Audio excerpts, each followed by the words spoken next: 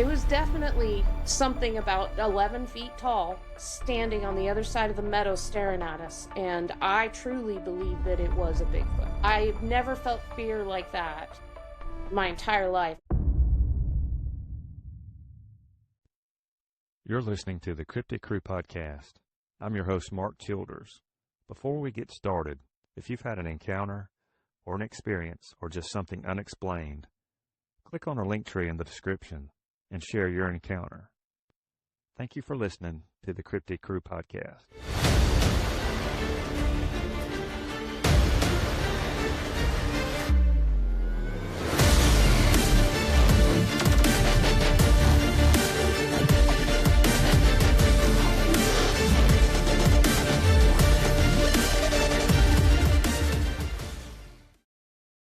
On this episode of the Cryptid Crew podcast, I would like to welcome from the great state of Oregon, Amy Hill. Amy, thank you for coming on the show. Well, thank you for having me. I appreciate it.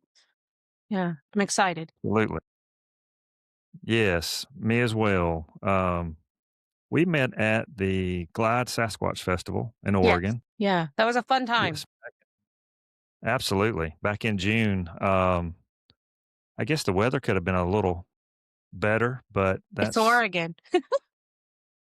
Exactly. I've heard that quite a bit. Yes. You just wait. Yeah. Did you get a chance to meet or talk to any of the speakers that they had? I saw a few of the speakers. It was very informational. It was awesome. It was cool. Yes. To be in like-minded presence of others that don't judge you for believing what you believe. Yes, for sure. Yeah. Yes. I'll tell you what, let's get into this. And if you can, Amy had a fascinating and intense story that she told me, an encounter in Oregon, and that was in Douglas County, correct? Yes. Mm-hmm. Okay. It was up And we were McCullough talking Creek. about that earlier. Yeah. Yes. Yes. Yeah. Yes. If you can, share with the listeners just a little bit or in detail what led up to the encounter and then the encounter itself. Well, we moved up there into a Kodiak canvas tent in July, and we had probably run through a box of shells for things that went bump in the night that were startling us, and we couldn't see anything, just needed something to be scared out of because we lived in basically a clear cut on a flat surface where used to be a yarder, so it was a flat spot, and had our tent there. And then there was a huge parcel that was clear cutted years ago, and it was probably about 100 and maybe 200 yards to where the fence line where the clear cut ended, and there was forest as you looked straight out our cabin tent. And the lay of the land was that where we were up here, the other side of that meadow was the same height that we were, but there was a big ditch between us, huge, where the mountains come together. So it dropped probably about 12 feet and then rose back up to where it would be level with us, where we were perched. And we had a lot of things happen that were interesting noises and things we couldn't put our fingers on. And we just protected ourselves with making noise. So we target practiced and did stuff like that. And one night we were sitting there. Usually we had kids with us, but we didn't that night. And we were out there, and I said, will you go outside with me? I have to use the restroom, and I don't want to walk all the way across that field to the porta potty. I want to go right here, but I want you to be out there with me. I had a bad feeling.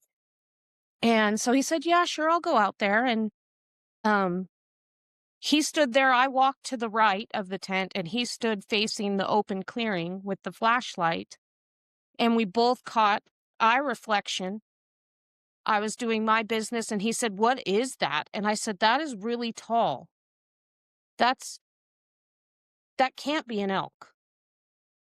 And he said, well, what would be that tall?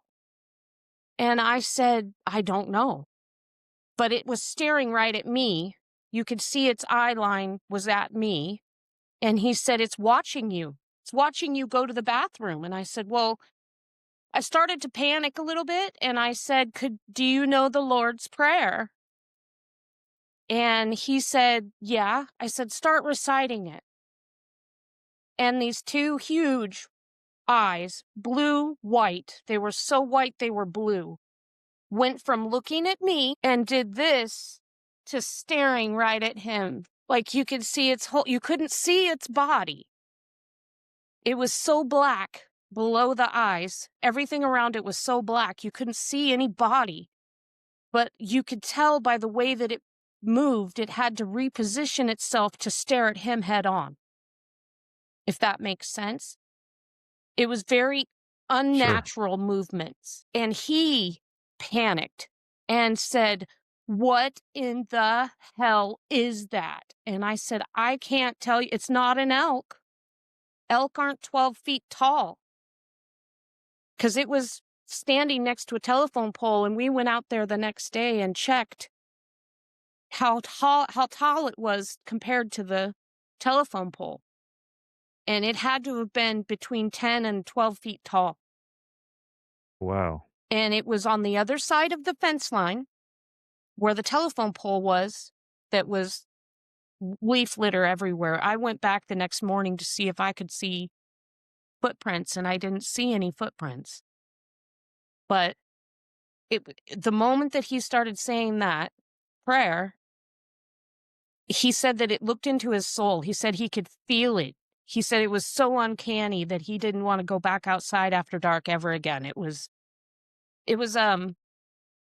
almost, well, I think like last month around Thanksgiving was a year that happened. And Okay. we moved off of the mountain at the end of December. We just were not comfortable up there anymore. It was, none of the animals were bothered. None of the dogs or the chickens or the geese or the goats the sheep were bothered. But we were seriously unhinged by that. We tried to get up there before dark and left after, I had to leave at 6 a.m. in the morning every day and go through 2 locked gates to get off the property at dark. So I was having some issues with my own comfort levels, but in that type of area, you carry I carried a 9mm everywhere I went on that property because I wasn't going to be anywhere without something, especially going through gates after dark and before dark, before light in the morning. It was unhinged. And you're right on the creek there. So any critter, mountain lion, I was told many times when I got home at night that there's a mountain lion. Make sure your gun's loaded when you walk up to the tent, because there's a mountain lion between you and me somewhere. So you learn to live a little bit on the edge. But when you can explain a cat, you can explain a bear and an elk. And an elk or a bear or a mountain lion aren't going to look at you when you start saying words like that. They're not going to track you. It was a very interesting situation. It was very, very interesting. Prior to you seeing the eyes, did you feel any type of unease or That any night I did. type of being uncomfortable? Okay. Because Okay. that's why I asked him to go out with me. Usually I'm the big tough girl that's like, leave me be, I can go do what I want. But I was like, will you please go out there with me? I'm not feeling comfortable. There wasn't any birds going off. It was eerily quiet, which usually you can hear all of the little night birds and the crickets and the, other animals getting ready for bed, and there was nothing. It was silent. I was very uncomfortable that night. Yeah. Amy, could you see any type of detail or outline of the creature No, that's itself the or any? crazy part of it. All I could see was the eyes. It was like the light was being just evaporated once it hit the eyes. There was nothing. There was black. It was like there wasn't even a flashlight over like it was absorbing the light, if that makes sense. It we couldn't see any definition whatsoever, and that's what we were looking for to Okay. Did it determine what kind of critter it was, like, where's the outline, you know? right. Yeah. Well, then let me ask you this: did it feel more evil to you then than maybe He an actual animal or something? I I didn't feel like it was more evil. I didn't think of it as being evil. I think Okay. of it as being an entity of some kind, whether it's a flesh and blood critter that lives in our realm or a critter that goes like portals. I don't know. I've never seen anything like that. I know that it understood what he was saying because of the way it acted. It it it was just very odd. Like it understood what the ramifications of what he was saying. 'Cause it just stared right at him, and he was like he said he felt like he was almost struck by it when it looked at him. He said, "It looked straight into my eyes. How could it see my eyes?" It and I we couldn't explain it. It was the weirdest thing that I've ever experienced, and I've been in the woods all my life, in and out, doing stuff, hunting, bear hunting. I mean, my grandmother was a county trapper. She used to take us to dog trees, and she would, hunt bears. And I've never been more afraid than that night. And I've been at a tree with a bear or a mountain lion in it, and that's frightening in its own, you know, situational frighteningness. But that was, I think it was because we couldn't explain what it was. We couldn't see any outline. We couldn't see anything beyond its eyes. And they were so bright white that they were blue. Like, but far apart. They weren't a deer eye that's on one side, but they were huge. It, yeah, it's so hard to explain when it happens so fast, but you remember all this weird detail, and it's like but there was no detail to its body, none at all. And come to find out, he went out there the next morning as well to look for footprints or tracks of any kind, and he didn't find any either. It was Was there any disturbance on the ground, where it was standing or where you saw it at? no, no, just regular deer tracks that were there, the day, because we have to go around the fence there to unlock the gate. And all that was there was the regular deer tracks going up that little deer trail by the gate. I didn't see anything out of the ordinary. It was like it never happened. What time of year was it? It was November. It was either just before Thanksgiving or just slightly after Thanksgiving, but it was November. Okay, so all the leaves were basically off the trees Oh yeah. pretty much? Yeah. Yeah. Okay. Yeah. Was it, a moonlit night, or was there no moon or cloudy or It was overcast? clouded over and it was drizzling a little bit. Yeah. It was starting to get cold. I think it snowed shortly after that. Um, I think maybe a week and a half after that it snowed, but they had just clear cutted the mountain above us that summer and sprayed poison all over it to keep the brush from growing.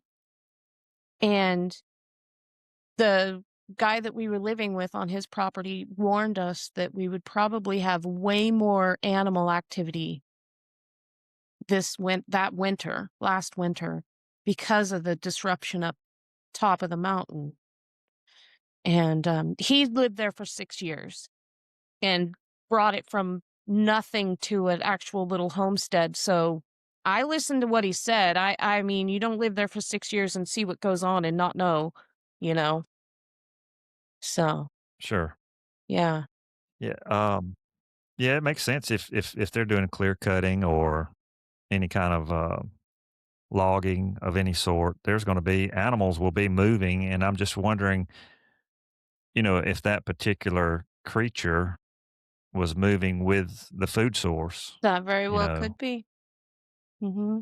And especially if you have a creek or water nearby, they Mhm. say Sasquatch or Bigfoot, move along the waterways, It move makes along sense. creeks and such.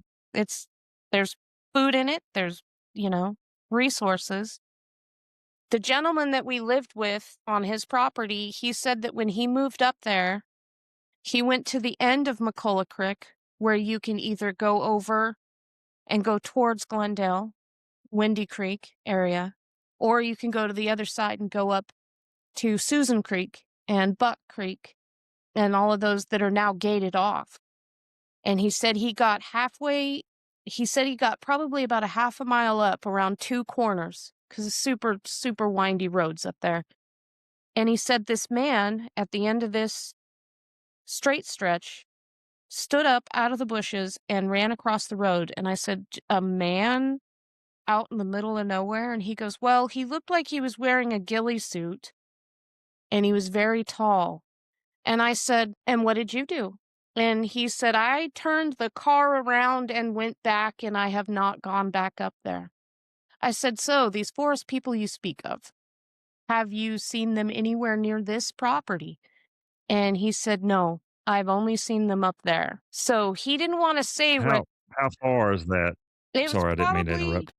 from where we were living with him. It was probably a mile and a half up the road from us, further into the wilderness, up McCullough Creek Road. Yeah, So not far at all then. not far at all. Uh-uh. Yeah, and he had cameras everywhere and spotlights and sensor lights everywhere. So if you step just too close, all the lights would cascade on down the driveway. And which made me think maybe he did that for security so that they would stay out of the light and out of his area. And, you know, Possibly. That's what it sounds like. it Very well could sounds be. like it to me too, just the way that he was very particular about what lights were left on and what lights were never turned off, like he was very particular. Yeah. Amy, did you guys have any activity or any strange things happen prior to this encounter on that property yourself? Just noises at night, like in the brush around our cabin tent. And we thought it was the mountain lion because the mountain lion had been seen we've probably saw it about 4 times when we were up there, and it was always after dark. And we had kids out there too. And kids make noise. Kids are laughy, jokey, jovial. And I could understand critters wanting to know what that noise is. So a lot of times when the kids were out there, we had a lot more activity around the tent than when it was just him and I. Yeah. Yeah. Yeah, sure. So going back to let's transition kind of back to the night of the encounter. Mhm. So were there any trees that or limbs or anything that the creature or whatever it was could have been standing on, No, or can you kind of describe? well, where we saw it is an old cat road that went up around the clear cut. So it was level with where we were sitting on the other side of the clearing, and the cat road was built up a little bit so it was elevated above the little gourd between the cat road and our tent. So all of the trees there had been leveled off. And on the other side of the fence were just little tiny second growth trees from a clear cut 30 years ago. So that was really thick. It was pretty thick with little shrubby brush, but then there was some taller trees, but they weren't of like old growth or anything like that. And it was all bare ground underneath it because they had to come in and clear it all out. And for fire danger and all of that, they had it all. The guy that owned that property had it pretty nicely taken care of. There wasn't anything on the ground. It's just dirt and trees, and it was super level and just kind of cascaded down the hill a little bit on the other side.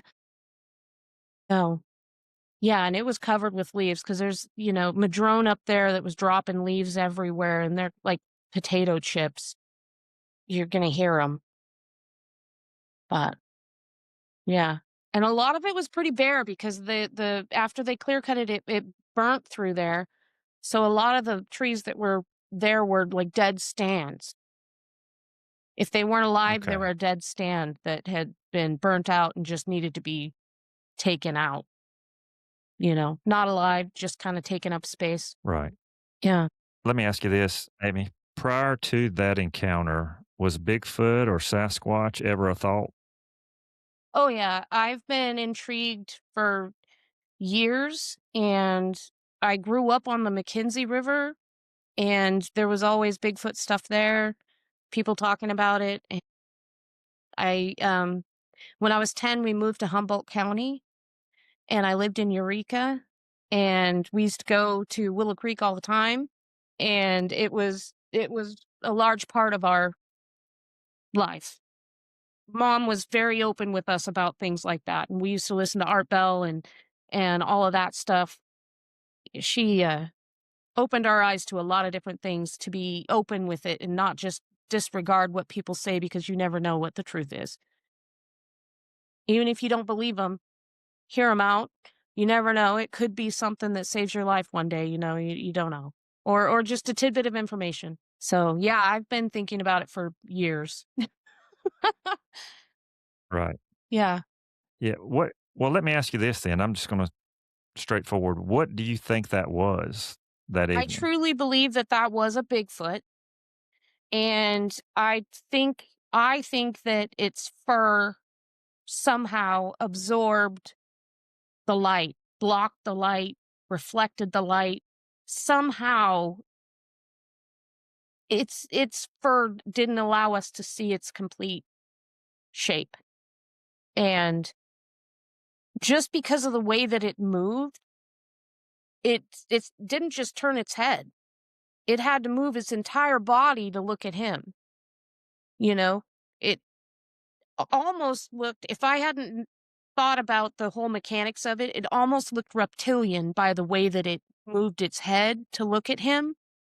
But the locomotion of it is it pivoted on one foot to move its whole body to look at him. Does that make sense? The way that it was definitely something about 11 feet tall standing on the other side of the meadow staring at us. And I truly believe that it was a Bigfoot.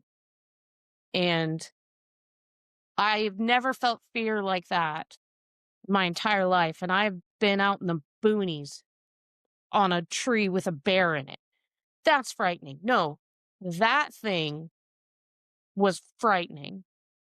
It made us totally sit there. We sat there and prayed for 2 hours after we went back in the tent. Just because we were like, okay, even if it is a real life critter and it's something out there, I would rather have the conscious mind to, you know, have the Lord help us in one way or another, whether it is a demonic situation or a creature. At least in our minds, we're settled up, you know? Absolutely. That's probably the best thing you could have done. In Yeah. that situation, you want protection. So the Lord's Prayer, I that's mean, the and place to go. you're in a canvas tent. There's not much protection there. Okay. You could go zip the door, but that doesn't mean anything. So, we got to rely on other No, higher not at all. powers at that point. For but, sure. Yeah, but yeah. the, color of the eyes, that's so fascinating to me. I've heard amber, I have heard, red and Hmm. green, but that's pretty neat. Yeah. It was definitely interesting. Yeah. We did everything tandem after that point. We were kind of where one was, the other was, because we were a little bit shook by that for a bit. Oh, But yeah. I would be as well. So, Yeah. something like that would make me feel totally uneasy and definitely put you on the defense. Yeah. And then we kept thinking, is this thing watching us from a different place and we don't see it? Is it still here somewhere, you know? But I do believe that area is thick with it because there's from McCullough Creek about 4.5 miles down the road, there's Susan Creek. And Susan Creek used to be open year round for hunting and camping. And people used to go up and ride bikes. There's a huge dirt bike trail down there. And I've had several people tell me about incidents where they were there late on the dirt bike trail and something pacing them out on their dirt bike or screaming at them at the campfire on the bike trail. And uh uncanny, people that don't get shook were like, yeah, well, something screamed at me while I was standing in front of the fire and I could feel it go through my body when it screamed. And to this day, that place that has uh, five different creeks and roads you can get from Susan Creek, Buck Creek. You could go back around to McCullough Creek. You can get to Windy Creek. All these different places from there has been locked for the last 5 years. Nobody's allowed up there. Every end of the road to get up there has been locked. And I And that's believe public access, correct? that's right. And it's all BLM land. And nobody's allowed up there. I think it's because of Bigfoot. I think that people have reported Sasquatch or had things happen to them, and they finally decided to close it down. Yeah, so it's been Makes permanently sense. closed for 5 years. 5 years. Yeah, that's a lot of time. Wow. Yeah, it's That is interesting. a lot of time. And that's yes, that's not the first time I've heard that as well. At public land, national parks, Mhm. certain areas being closed Yeah, after something's been reported or something not happens. made public. Yeah, that But yes, something happened or you have someone that knows something was reported right. and, for whatever reason, the gates are locked or it's closed for a while. Let me ask you this, Amy. Do you think the government knows about these creatures or know they exist? I do believe so. I do believe so. There's too much of it out there. Too many people seeing them, too many interactions with humans, too many that they don't know, you know? They have to know. And from the stories that I hear about the guys in the trucks that show up or the SUVs that show up and, you know, they're covering up for a reason.